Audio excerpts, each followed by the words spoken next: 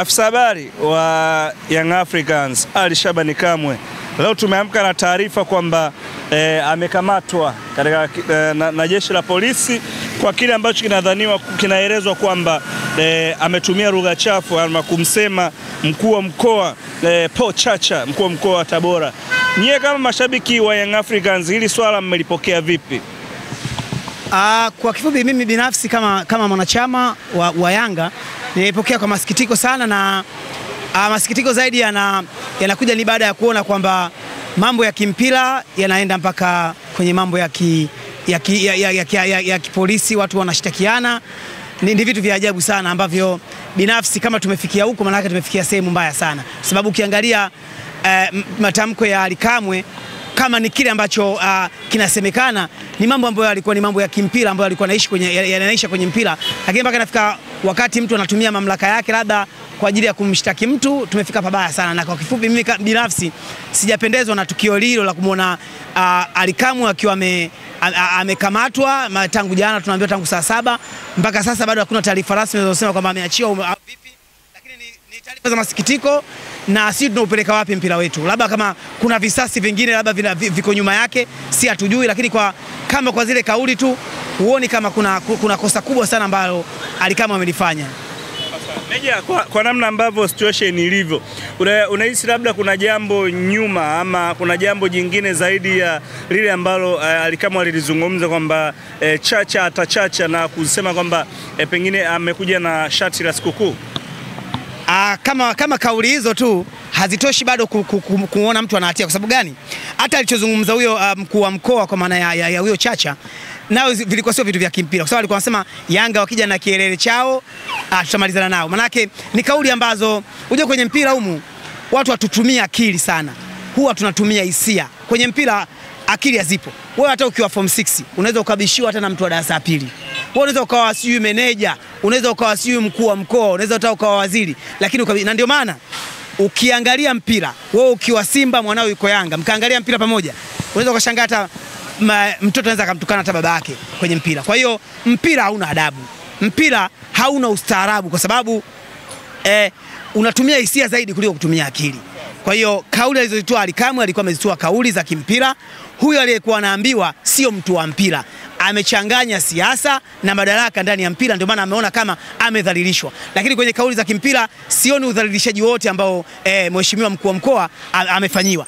Labda ingekuwa katika situation nyingine za kisiasa, situation nyingine za kimaisha ya kawaida, ungeweza kusema kwamba huyu kiongozi amezalilishwa, kwa sababu ukiangalia Ally Kamwe umri wake na yule kiongozi havifanani, nyasfa kwa maana ya cheo havifanani. Lakini kwenye nyanja ya mpira wewe unaweza ukawa mkubwa wa umri, mkubwa wa cheo, una pesa nyingi, lakini mimi kuna kipindi wakati niko nguvu mbili, niko nazungumza tunasema Azim Dewji nani Mo Dewji ana hela, lakini hata siku moja kwa kunikamata kwa sababu anajua sababu ni mpira. Lakini je, mimi na Dewji tunafanana? Yaani mimi hata sio tu tunafanana. Yaani hata wakati mwingine hata sifa ya kuwa mfanyakazi wake pengine sina. Lakini naweza nikatoka kusema Mo Dewji ana hela, au mtu anaweza kusema JSM ana hela. Umeelewa? Sasa kamata kwa sababu amesema JSM ana hela. Ni vitu ambavyo ni vitu vya ajabu na hatari sana kwenye mpira wetu tukiishi kwa visasi. Yaani tukishaishi kwa visasi na mtu akaamua kutumia mamlaka yake kwa ajili ya aonekane yeye ni nani, ni masikitiko makubwa kwenye tasnia ya mpira. Vitu kama hivyo wala sikutarajia kama kuna siku vingetokea. Pengine hiki ambacho kimetokea kimesababishwa na matokeo ya jana ya kwa maana ya Yanga kushinda. Yanga kumfunga Tabora sio story, japokuwa Tabora alitufunga, lakini sisi kumfunga Tabora sio story yoyote, hakijasababisha chochote. Sisi tulipojikwaa mara ya kwanza tukakaa tukatafakari kwamba tumejikwaa wapi, tukarekebisha mambo yetu tukawafunga. Kwa hiyo si kwamba ni story kubwa sana Yanga kumfunga Tabora, ni vitu vya kawaida sana. Kwa namna ambavyo umeitizama Yanga yako jana, tukiacha na hili la Ally Kamwe, ni kwa namna gani umefurahishwa na kile ambacho kimetokea jana? Dozi ya kibabe kweli, mmelipa kisasi Meja. Na tumelipa kisasi kwa sababu wao walitufunga 3-1, sisi tukawafunga 3-0. Maana tayari hapa sisi tuna goli moja tumewazidi. Yaani ukipiga usawa hapa unagundua kwamba sisi tuna goli 3 kwa goli 4. Yaani tumewazidi goli moja. Kwa hiyo tumecheza vizuri, na jana Pacome alinifurahisha, alikuwa kama yuko dance, anacheza dance. Yaani alikuwa ana enjoy mpira. Kwa hiyo kwa kifupi tumefurahi, na furaha zaidi kwa wenzetu nguvu mbili walivyoenda kule ughaibuni walivyokula goli 2, basi kwa shabiki wote wa Yanga ni furaha ilioje, yani ni furaha kubwa sana. Mtu anaweza kama mtu wa kupiga maji atapiga maji yake atakunywa, mtu wa kula pilau biriani ale tu, kwa sababu ndio furaha ambayo kwa ile siku ya jana sisi mashabiki wa Yanga tumeenjoy sana.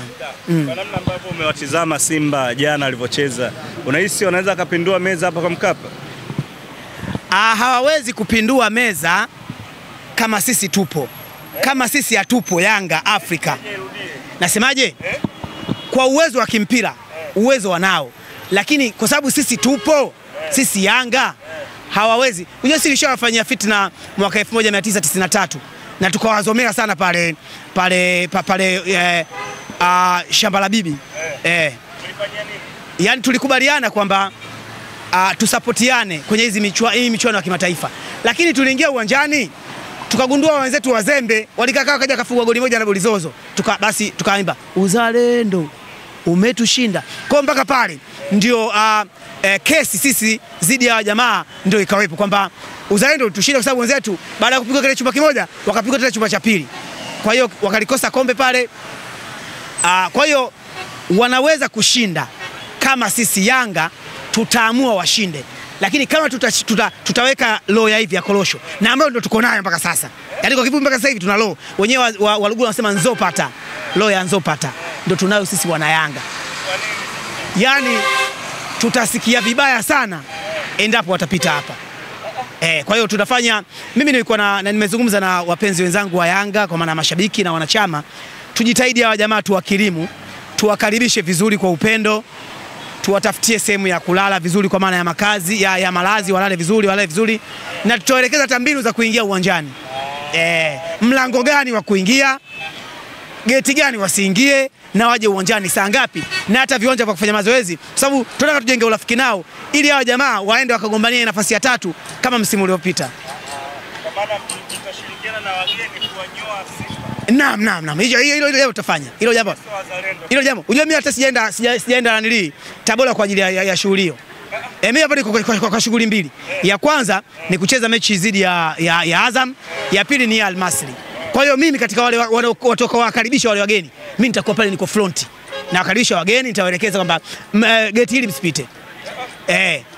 Uwanja huu msifanye mazoezi. Kwa hiyo nitawapa maelekezo vizuri, nitawakaribisha vizuri ili tushirikiane nao kwa ajili ya kuwatoa wenzetu wenye kelele sana. Kwa nini hamtaki wafuzu? Ni roho ya nzopata. Yaani roho ya nzopata ni roho mbaya tu. Kinyangalilo.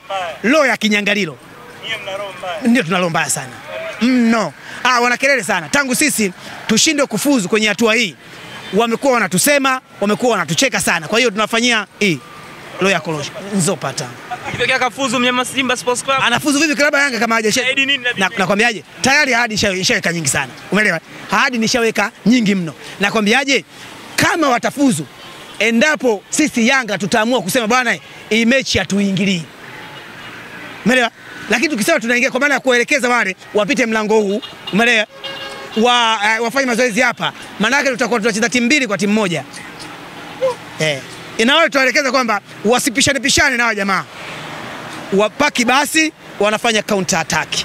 Maana yake wakipata goli moja tu basi shughuli inakuwa imeisha. Naam. Tumalize na hili. Maafisa habari wengi wa Young Africans huwa wanaangukia sana kwenye mikono ya sheria, kama sio za nchi basi ni zile za TFF pamoja na kufungiwa. Haji Sande Manara hivyo. Dismas Teni, Hasani Bumbuli, alikuwepo ndugu yetu huyu ambaye wakati anaingia GSM naye pia alikuwepo, mzee wa acha inyeshe tujue inapovuja. Wote wanaangukia kwenye mikono ya sheria. Kuna shida gani kati ya wasemaji na sheria ndani ya Afrika? Hakuna shida. Ujue mti wenye matunda ndio unaopigwa mawe. Sasa utapiga mawe sehemu ambayo hamna nili. Yaani ukiona unapata changamoto. Ndio maana nasemaje? Giza linavyokuwa jingi ndio asubuhi asubuhi inakuja. Kwa hiyo ni kwa sababu kwanza ni klabu maarufu, ni klabu ambayo watu wanaifuatilia mno. Sasa utafuatilia nini huko kwingine? Kwa hiyo swala changamoto hizo za watu kukamatwa, kwa sababu mwisho wa siku hakuna yoyote aliyefungwa. Labda ukiniambia kwamba kuna mtu aliyefungwa maisha au aliyefungwa labda kifungo cha nini ndio useme tatizo. ni namna ambavyo klabu kubwa inafuatiliwa sana na wasemaji, kwa sababu wanasemea klabu kubwa. Hao wengine wanaona kama wanachukiwa, wanaona kama wanatengwa, wanafanyaje, lakini yote kwa yote ni kwamba wasemaji wanazungumza kulingana na kile ambacho wameagizwa na taasisi waseme. Mimi siamini kama hao wasemaji wa Yanga wanazungumza mapenzi yao. Umeelewa? Naamini wanachokizungumza ni wametumwa na taasisi wazungumze. Kwa hiyo kama kazi ya Ally Kamwe ni kuisemea taasisi. Labda kama unamhukumu Ally Kamwe kama Ally Kamwe kwenye kipindi cha akiwa nyumbani. Umeelewa? Lakini ukimhukumu Ally Kamwe unamhukumu kama msemaji wa Yanga. Kwa hiyo yeye ni msemaji wa Yanga. Mimi naamini kama unamhukumu Ally Kamwe basi hukumu na timu. Kwa sababu mimi naamini kazi ya Ally Kamwe ni kuisemea Yanga. Yaani kazi yake yeye ni kuisemea Yanga. Sasa kama akutumwa na timu, hiyo mnajua nyinyi waandishi pamoja na aliyemkamata. Lakini naamini kwamba Yanga kama Yanga tuko pamoja na Ally Kamwe katika hiki kilichotokea, na ndio maana baada ya tukio kufanyika viongozi wa Yanga walienda mpaka kituoni. Sasa kama yes wameenda wamemkosa, lakini baada ya yule mkuu wa polisi anaulizwa anasema si tunaye. Umeelewa? Ukiangalia hapo unaona kama kuna visasi fulani. Kama Yanga tungekuwa hatujamtuma kwa maana ya uongozi usingeenda pale. Kwa hiyo mimi naamini alichokizungumza ni kwamba timu imemtuma azungumze, na ndio maana amewakilisha timu ya Yanga. Ally Kamwe anapozungumza kwa maana ya press huwa anawakilisha Yanga, awakilishi mawazo yake. Kwa hiyo sisi tuko pamoja naye na hatuwezi kumtenga wala kumbagua, na tunampenda sana Ally Kamwe, ni msemaji wetu. Yaani tuko naye na tunatamani, kwa sababu ndio msemaji ambaye anakera sana. Yaani anakera mno. Sasa zile yale maneno yake yale. Nakwambiaje? Huyu mtu aliambiwa sio mtu wa mpira. Yaani huyo mtu aliambiwa maneno haya. Sio, ingekuwa ni mtu wa mpira angechukulia ni maneno madogo sana kwenye football. Kuambiwa sio shati la birthday, sio shati la ubatizo, kwenye football ni maneno ya kawaida sana. Kawaida sana. Sasa huyo aliambiwa sio mtu wa mpira, anataka kuonyesha mamlaka yake kwamba yeye ni nani. Na tumemuona ni nani, lakini mwisho wa siku Ally Kamwe nadhani atakuwa yuko nje, atakuwa yuko free, maisha mengine yataendelea. Nani? Kufanya nini kwa maana gani? Kwa mujibu wa yule mkuu wa polisi anasema kwamba Ally Kamwe anafanyiwa mahojiano, na naamini polisi ni sehemu salama. Sasa polisi kwani watu wanafanywa nini zaidi ya kuhojiwa? Labda wenzetu ambao wameenda mpaka kabisa vituoni, ambao kufanya kama kina JB, ambao wameenda kabisa mpaka kituoni, yule ndio unaweza kumuuliza swali kama hilo, sababu yule kakaa kabisa mahabusu siku karibia siku 4 siku 5, labda yule unaweza kumuuliza. Lakini kwa Ally Kamwe anafanyiwa mahojiano. Unajua kufanywa mahojiano na kukamatwa kusekwa Lupango ni tofauti. Sasa huwezi kufananisha Ally Kamwe na hao wengine hao. Asante sana.